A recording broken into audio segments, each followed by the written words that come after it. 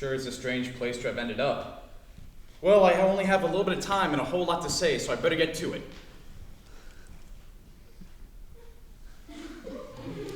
It's really quiet in here. I can hear myself thinking. It's not good. 1 second.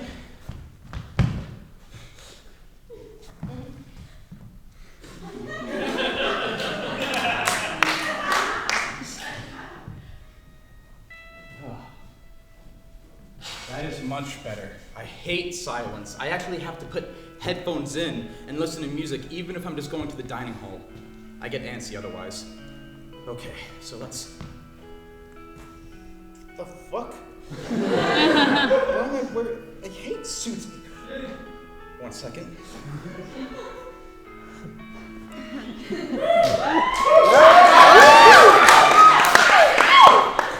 Much better. I've always hated suits too. They're too stuffy and professional. Okay, now I'm ready to begin. My name is Duff, and I have autism. I realize I don't look or sound the part. I honestly don't blame you if you don't believe me. I have trouble believing it myself sometimes. Believe it or not, when I was younger, I had all the behaviors of an autistic child. No communication, no eye contact, hated being touched. I even had specific behaviors that only autistic people would have, such as hand flapping, waving the fingers outside my peripheral, and, on the rare occasion, headbanging. It's tough to believe, right?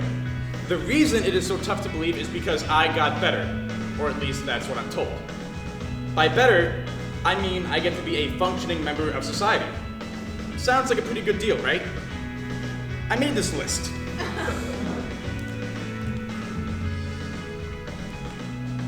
50 reasons why it sucks to get better. Hopefully this will give you guys an idea of where I'm coming from. So, for example, you, Sarah, give me a number between 1 through 50. 26. 26. Have to maintain my weight, appearance, and overall health. I'm not allowed to go to a fast food joint and get a triple cheeseburger with a supersized fry and a large soda every day. I used to be able to do that. Now, if I go bleh, people go bleh. You, please, another number. 18. 18. Have to get a 9-to-5 job. Probably explains the suit. I don't want to get a job. Sorry, Mom. At least not yet. I just don't think there's anything I'd be good at. Plus, the world doesn't need another college graduate working in retail. It's a waste of space. You, please, another number. 4. Have to play the flirting game. Have any of you ever seen an autistic person flirt? It just doesn't work. I mean, am I supposed to go up to somebody and not tell them I like them? Or do I go up to somebody and tell them I like them, but don't actually say I like them? It's stupid. It needs to be a lot more simple. I should just be able to go up to somebody.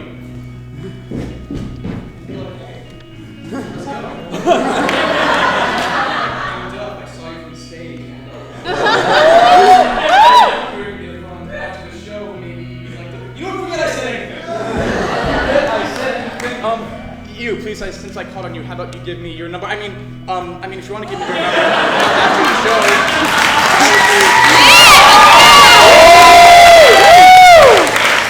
That would be really nice, but how about a number from the list? 7. Have to care about other people. You, Jenny, another number. 44. Have to exist in a mean and scary world. Oh God, that would do. Where's T-Man? Where's my little brother? T-Man, final number. 13.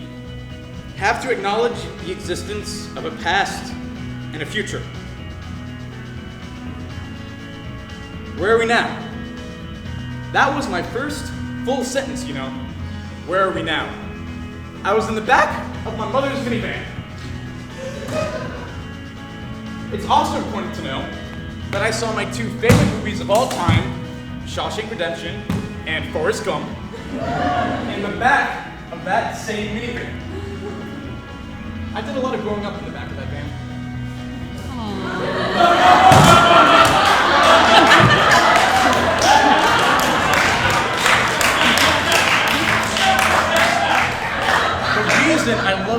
movies are the main characters, Andy Dufresne and Forrest Gump. Andy is a prisoner, life sentence. Forrest Gump is a moron. The reason I love these characters is because how much they're different. Andy, with a life sentence, has to regret all the years he's wasted in prison and fear all the ones he has yet to waste. Time imprisons him just as much in bars of Wall Street. Forrest Gump, on the other hand, simply goes. He lets life take him by the hand and lead him to the next thing. No past and no future. When I was a kid, I think I was like that. Now I'm better. Not really that autistic, and I'm sure so not a kid anymore. I guess the price you pay to get better is to have to know what a past and a future is. But to live with the mistakes you've made, and to fear the ones you haven't even made yet, that's no way to live. It's not better. When I first started to talk, I asked my parents to call me Spike. They didn't know why. And I didn't remember why until a couple of years ago. I was working at my first fieldwork term. I went back to the very same institution that got me better in the first place. I was doing paperwork, and I had just gotten a haircut. Nobody had said anything, which is fine. And I'm doing my paperwork, and this guy walks in, and he's my age, he's low function, he's about to be in the adult program. I don't get to work with him, though. I work with the younger children. And he comes in and he starts washing the windows, and I start doing my paperwork, and all of a sudden I hear, "Nice haircut, Andrew." And I look up, and I see on his face this mix of neutrality and a smile I've never seen on anyone that low functioning before. I said thank you. We kept doing our work, and eventually he left. I asked my supervisor, "Who is that?" "Well, that's Spike." This was who I wanted to be when I grew up. I got better. He didn't. Maybe it's not as black and white as that, though. I mean, he seems to be very happy. He's always taken care of, and most of all, he remembered me. I have 15 years of memories and fears and regrets and mistakes to cloud my memory of him, and yet, he remembered me as if a day hadn't gone by, let alone 15 years. That is a Forrest Gump mentality if I have ever seen one. As for me, well, I guess I'm a Shawshank boy. With all the time in the world. Where are we now?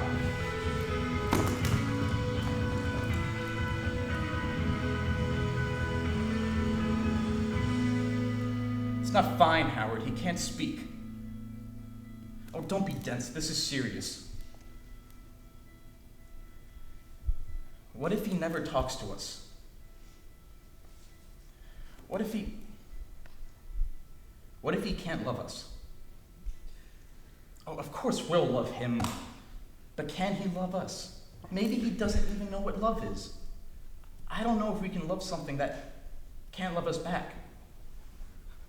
I know I'm speaking in what ifs and maybes and I don't knows, because that's all we have.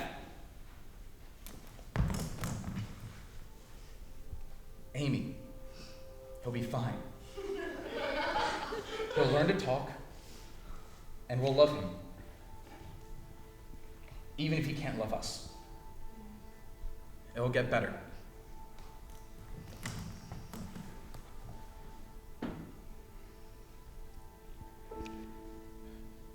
I sure hope so. Hope is a dangerous thing, though. They taught me that in the shank.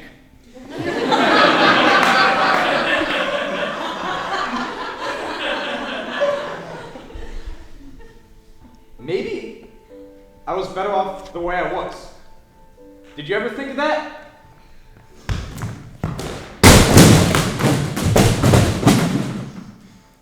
If I stayed the way I was, I wouldn't have to go. I would always be home. You could always take care of me, and I wouldn't be afraid anymore. Instead, I'm stuck in this fucking bullshit limbo. I want to go! I want to go back! Do you hear me? I want to go back!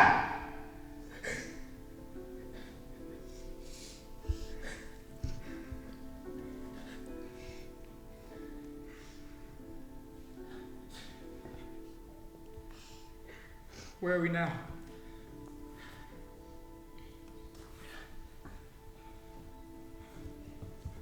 He's here. Andrew?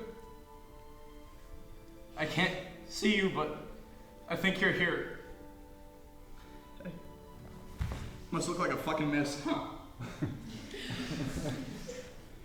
If it's alright with everyone, I'm gonna talk to myself for a while. Here's the bad news, kid. You're not gonna get better. Clinically, yeah, you'll be an autistic miracle, but that's relative. In fact, I'd go as far to say you're better off the way you were. You'd always be taken care of, you wouldn't be afraid, and let's be completely honest, you're a lot more appealing as you were than how I am. Despite how you look and act, you'll be scared all the time.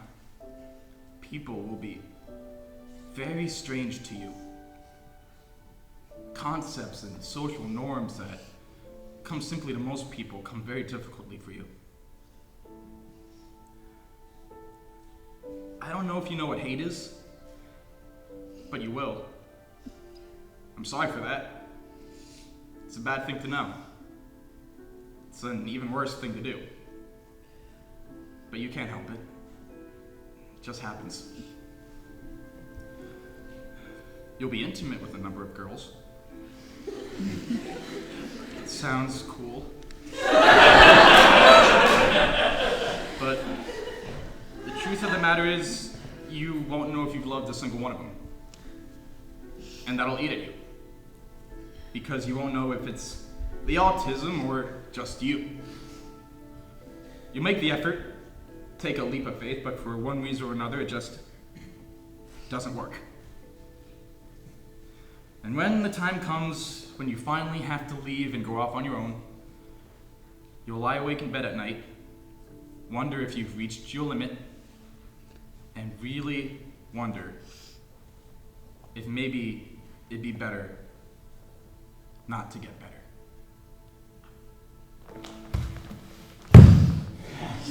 He's wrong, you know, about being better. He's not completely wrong, but he's pretty wrong.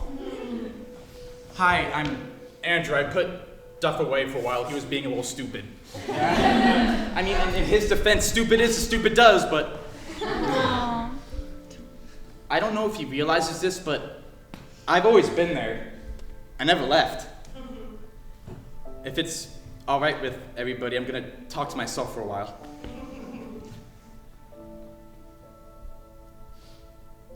You're not the smartest tool in the shed, but things have a way of working out for you. You seem to catch a lot of lucky breaks. I think you should cherish them. It means there's something more for you to do.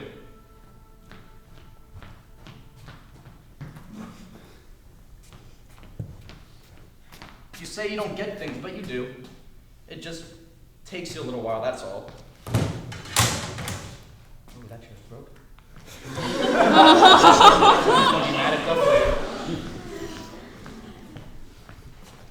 You get the important things, you know, helping others, protecting others. A few times, you've seen somebody getting bullied, and you bully the bully right back. Kind of like a comic book superhero or something. Despite what you think, people seem to like you. Not love, but like's okay.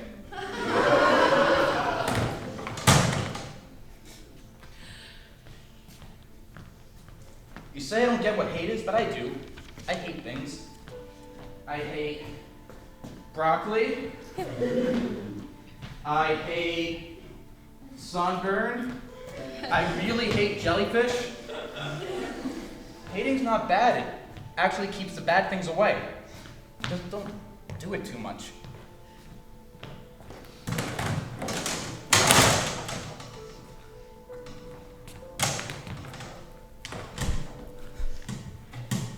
You say you still don't get love, but that doesn't mean you never will. Heck, I think there's even been a couple close calls and circumstance got in the way, not you. Plus, you get to have sex. I do this for fun.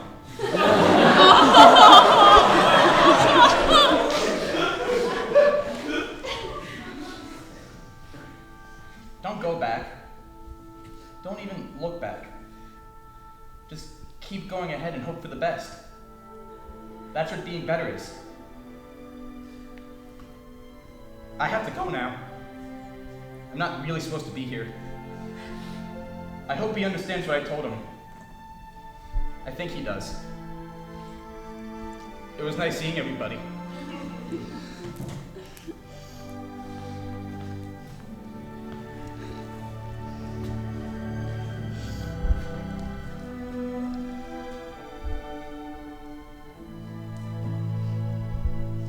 Maybe living in a world of what ifs and maybes and I don't knows isn't that bad after all. That sort of freedom is intimidating. But he claims I'm ready for it. Chance to succeed, get a job, help people, maybe even figure out what love is. You just have to hope for the best.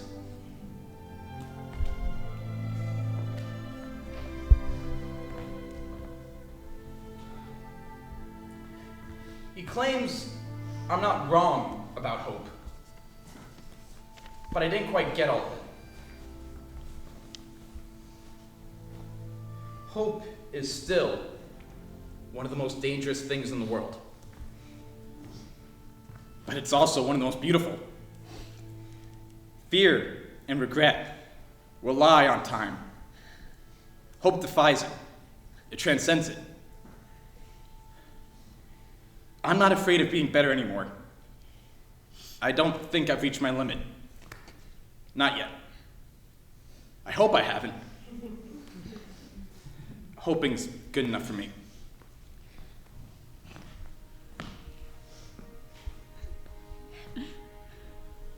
Where are we now?